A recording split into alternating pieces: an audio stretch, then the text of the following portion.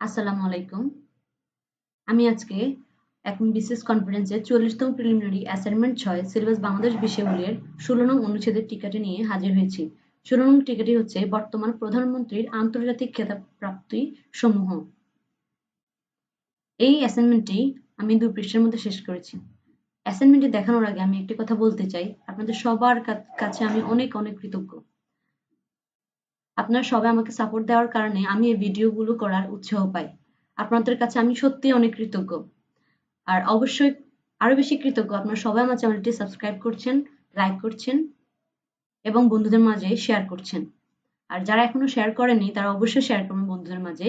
আর যারা এখনো সাবস্ক্রাইব করেনি তারা অবশ্যই সাবস্ক্রাইব করবেন, যেন আমি আপনাদের এইভাবে অনুপ্রেরণা পেয়ে পরবর্তী ভিডিওগুলো করতে যেন আরো ভালো বেশি করতে পারি।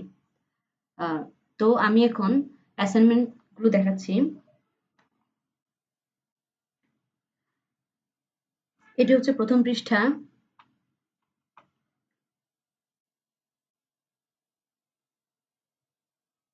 আর এটি হচ্ছে দ্বিতীয় পৃষ্ঠা।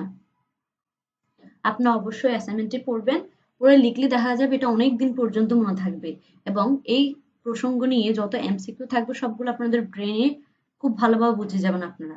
ধন্যবাদ।